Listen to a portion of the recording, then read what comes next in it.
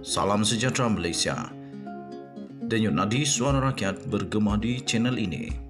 Sebelum kita mulakan berita pada hari ini, jangan lupa tekan butang subscribe, like dan share. Sila tinggalkan komen anda. Denyut nadi suara rakyat terus bergema di channel ini. Salam sejahtera Malaysia. Denyut nadi suara rakyat bergema di channel ini. Terima kasih diucapkan kepada semua yang sudah subscribe. Terima kasih. Saya ucap terima kasih. Saya bagi little love. Terima kasih. Kerana akhirnya channel kita ini semakin menjadi perhatian. Dan kita harap channel kita ini akan menjadi semakin besar dan menjadi suara bagi rakyat. Harapan kita, impian kita, channel ini akan menjadi semakin besar.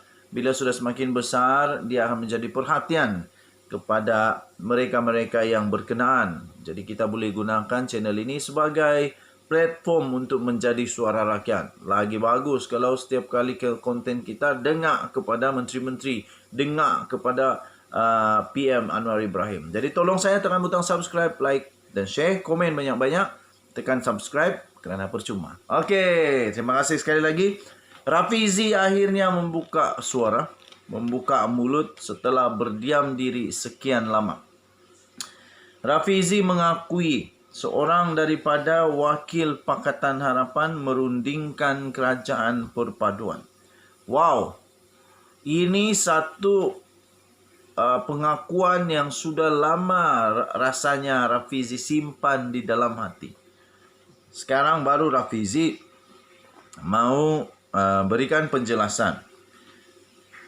Di dalam gambar yang dikongsikan ini, sebelum itu di dalam gambar yang dikongsikan ada Setiausaha Agung DAP, Anthony Loke, dilantik sebagai pengangkutan, Menteri Pengangkutan, Presiden Amanah Muhammad Sabu, Menteri Pertanian dan Keterjaminan Makanan, Timbalan Presiden PKR pula Rafizi Ramli, Menteri Ekonomi, Pengerusi DAP Perak, Ngakoming, Menteri Pembangunan dan Kerajaan Tempatan dan Timbalan Pengerusi BN, yang juga Timbalan Presiden UMNO Datuk Seri Muhammad Hassan untuk Menteri Pertahanan mengangkat sumpah jawatan di hadapan Yang di-Pertuan Agong Al-Sultan Abdullah Rayatuddin Al-Mustafa Billah Shah pada istiadat pengundian, surat cara pelantikan dan istiadat mengangkat sumpah jawatan dan setia serta sumpah simpan rahsia Menteri Persekutuan di Istana Negara pada hari kejadian itu. Okey. So ini ceritanya tuan-tuan dan puan.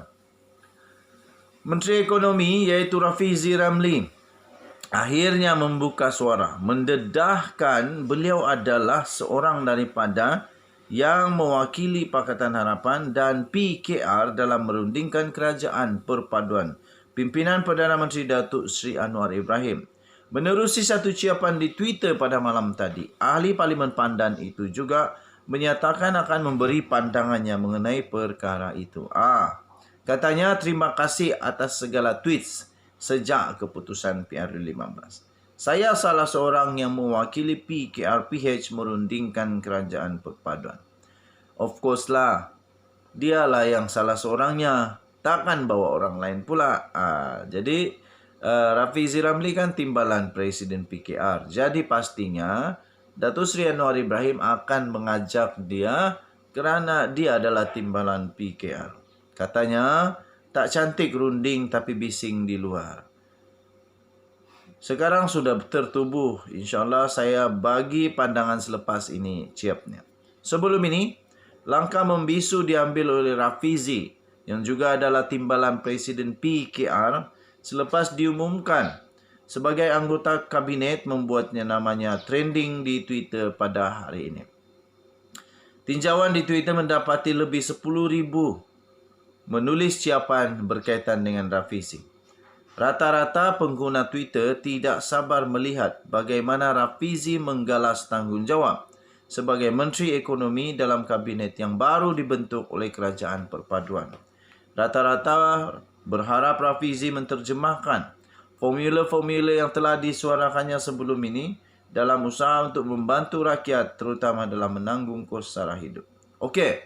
So tuan-tuan dan puan, ramai orang mau melihat apakah Rafizi mampu untuk menjadikan formula-formulanya. Sebab kita tahu sebelum beliau menjadi salah seorang menteri di dalam kerajaan, Beliau selalu bersuara lantang, kadang-kadang melawan, kadang-kadang menyokong, kadang-kadang memberikan pandangan tentang ekonomi Malaysia. Jadi sekarang ini kita menantikan apakah Rafizi boleh melakukan tugas dia seperti katanya. Tapi saya secara pribadi, saya percaya Rafizi Ramli akan mampu untuk mengubah landscape ekonomi Malaysia. Akan mampu untuk mengubah landscape ekonomi Malaysia sehingga Malaysia akan makmur. Okey. Dengan gandingan Menteri Keuangan Datuk Seri Anwar Ibrahim dan juga Rafizi Ramli, saya betul-betul percaya Malaysia akan mengalami transformasi dalam ekonomi kita. Malaysia akan mengalami transformasi dalam ekonomi kita kerana Rafizi memang seorang yang pakar di dalam mencari formula baru, mencari formula penyelesaian, mencari formula untuk overcome apapun masalah, overcome masalah. Jadi saya percaya Rafizi akan melakukan tugasnya dengan baik. Okey? Jadi tuan-tuan dan puan yang dihormati sekalian, saya fikir keputusan daripada Datuk Seri Anwar Ibrahim untuk melantik Rafizi Ramli sebagai Menteri Ekonomi sangat bertepatan. Kerana tuan-tuan dan puan, of course, Datuk Seri Anwar Ibrahim kena pegang portfolio yang sangat besar dan penting itu, iaitu sebagai Menteri Keuangan, supaya semua wang dia yang tentang berkenaan dengan wang, Datuk Seri Anwar Ibrahim boleh kawal sepenuhnya. Pada masa yang sama akan dikawal pula oleh Rafizi Ramli di dalam proses untuk yang berkaitan dengan keuangan. Sebenarnya kalau dikaji kabinet Datuk Seri Anwar ini, semuanya diletak di tempat yang betul. Semuanya boleh menjadi semak dan imbang. Jadi, di dalam kabinet terbaru Datuk Seri Anwar Ibrahim ini, tidak mudah untuk sesiapa pun dalam kabinet Datuk Seri Anwar Ibrahim ini untuk menyalahgunakan kuasa. Tidak mudah akan ada terjadinya salah guna kuasa. Tidak mudah akan terjadinya penyelewengan.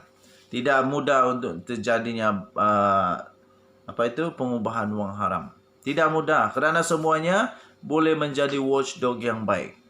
Okey, so tuan-tuan dan puan yang dihormati sekalian, kita nantikanlah apakah reaksi komen daripada Rafizi berkenaan dengan tugas barunya, berkenaan dengan banyak komen yang saya tak mau bacakan kerana saya tak minat pun baca komen yang negatif-negatif ni.